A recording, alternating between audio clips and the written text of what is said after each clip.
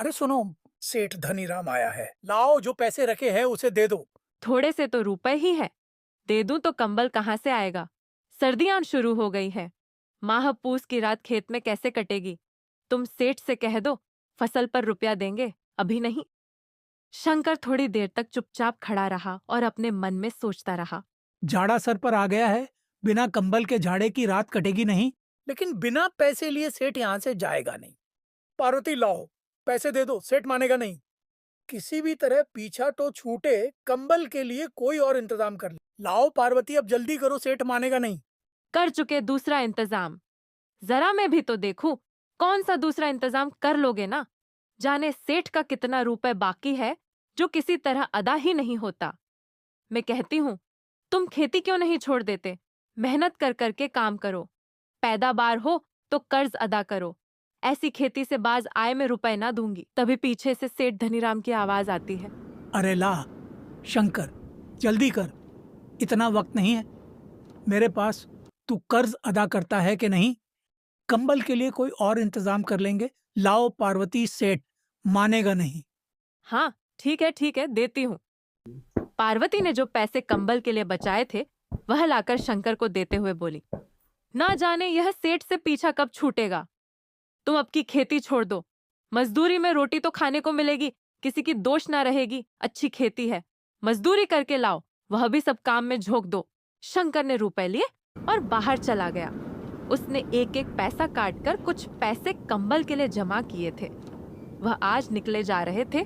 शंकर ने सेठ को पैसे देते हुए कहा, ये लीजिए सेठ जी, अभी मेरे पास इतने ही हैं। अरे ये तो आधे भी नहीं है, मुझे पूरे पैसे चाहिए। सेठ जी, फसल काटने के बाद आप बाकी के पैसे ले लेना, अभी मेरे पास इतने ही हैं। ठीक है, तो मैं फसल काटने के बाद ही आऊँगा और उस समय मुझे मेरे पूरे पैसे चाहिए, वरना तेरे लिए अच्छा नहीं होगा। इतना कहकर सेठ वहां से चला जाता है।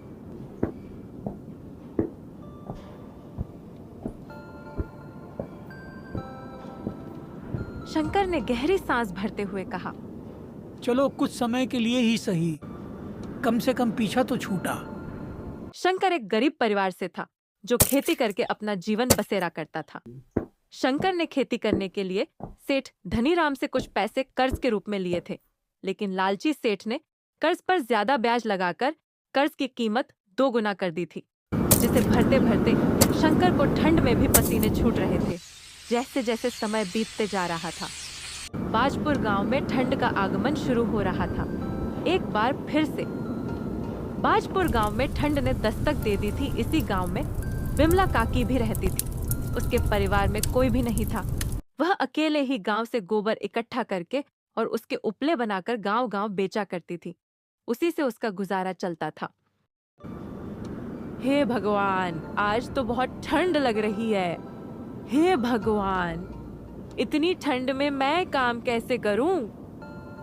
ठंड से ठिठुरते हुए बिमला काकी गांव तक पहुंच गई। मेरे हाथों के बने उपले ले लो, एक उपले में पूरा खाना बनेगा। ले लो रे उपले, ले लो, मेरे हाथों के बने उपले ले लो।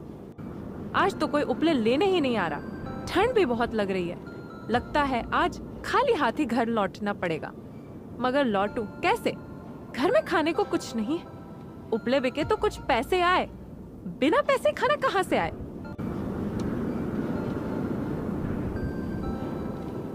अरे काकी रुको, जरा मुझे भी अपने भारी भरकम उपले देती जाओ। हे भगवान, बाहर तो बहुत ठंड है काकी, जरा जल्दी कर दो। हाँ बेटा, अभी करती हूँ, यह लो अपने उपले। काकी पैसे कल लेना, अभी मेरे पास छुट्टे नहीं है। बेटा पैसे की ही तो जरूरत है, कुछ भी दे दो। काकी ये लो मेरे पास, ये कुछ चावल है, अभी इसे ही रख लो। ठीक है बेटा, ला दे, आज इसी से मेरा काम चल जाएगा। उपले बेचकर बिमला काकी घर को निकल पड़ती है। तभी ठंडी हवा की लहरें जोरों से चलने लगती है।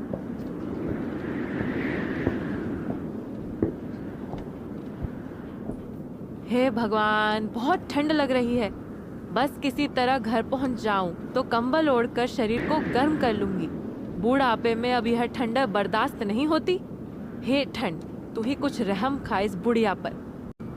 ठंड से ठिठुरती हुई बिमला काकी घर पहुंच जाती है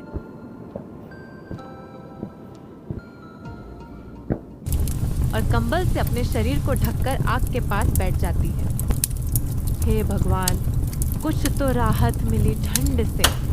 आज तो ऐसा लग रहा था मानो बस प्राण निकलने ही वाले हैं। थोड़ी आग और ताप लेती हूँ, इसके बाद वह चावल पका लूंगी। ठंड का कहर इस तरह उमड़ रहा था कि गांव वाले अब ठंड से परेशान हो गए। देखते ही देखते ठंड ने अपना विशाल रूप ले लिया। अंधेरी रात में कड़कती बिजली के साथ जोरदार बारिश भी हो गई।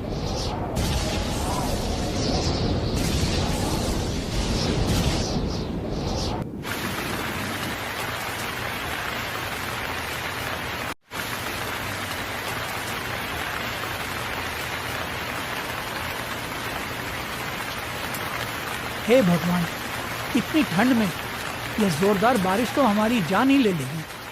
अब तो कुछ दिन घर में ही रहकर गुजारना होगा। बाहर तो सर्द हवाओं का पहरा है। पार्वती, ये क्या हो गया? इतनी ठंड में यह जोरदार बारिश भी होनी थी। अगर यह बारिश ऐसे ही होती रही तो मेरी फसलें खराब हो जाएंगी। बड़ी मुश्किल से इतनी ठंड में फसल तैयार की है। जी आप ज्यादा चिंता न करें, ठंड की पहली बारिश है, सुबह तक खत्म हो जाएगी। भगवान करे ऐसा ही हो, वरना मेरी फसल तो बर्बाद हो जाएगी। पार्वती, ठंड बहुत बढ़ गई है, जरा कुछ कंबल हो तो निकाल लो। अब कंबल कहाँ से लाऊं? जो कंबल के पैसे बचा रखे थे वह तो सेठ धनीराम ले गया। अब घर में ओढ़ने के लिए बस एक फटी चादर है, जिसे मैंने बच्चों को उड़ा दिया है। अब घर में कोई कंबल नहीं है। हे भगवान, ये कैसे दिन देखने पड़ रहे हैं। इतनी कड़कती ठंड में ओढ़ने के लिए एक कंबल तक नहीं है। एक काम करो पार्वती, जरा अंगीठी जला दो, थोड़ी गर्माहट तो मिले इस ठंड में। जी मैंने जला रखी है बच्चों का, ठंड से हाल बेहाल है।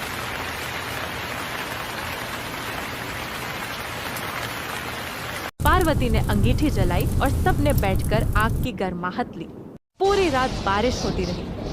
बारिश ने तो ठंड में तापमान बिल्कुल ही गिरा दिया। लगातार 3 दिन तक बारिश होती रही। बारिश ने रुकने का नाम ही नहीं लिया। 3 दिन बाद बारिश रुकी। तब लोगों ने अपने खेतों में जाकर देखा। शंकर के खेत की सारी फसल खराब हो चुकी थी।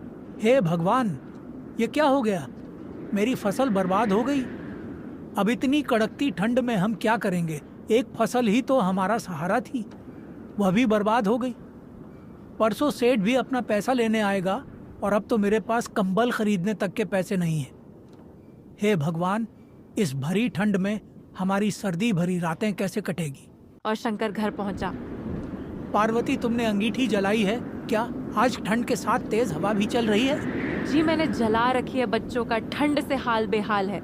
आप बहुत उदास दिख रहे हैं कि क्या बात है? सब ठीक तो है ना?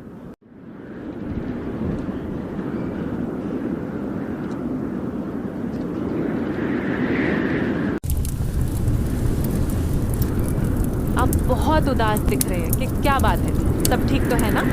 क्या बताऊं पार्वती, सारी फसल बर्बाद हो गई, कुछ भी नहीं बचा। पार्वती, हम बर्बाद हो गए। मैंने आपको कहा था पैसे ना दीजिए सेठ को।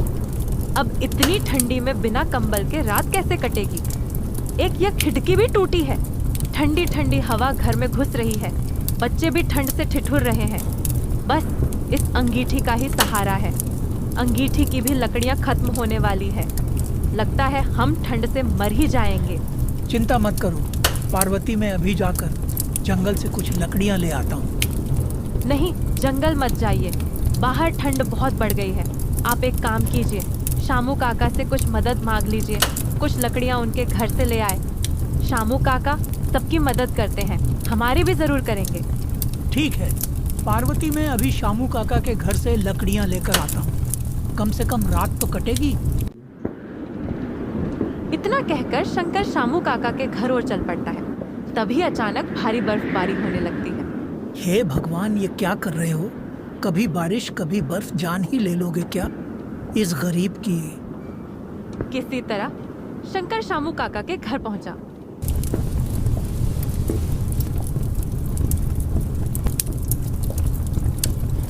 काका, कुछ लकड़ियां दे दो।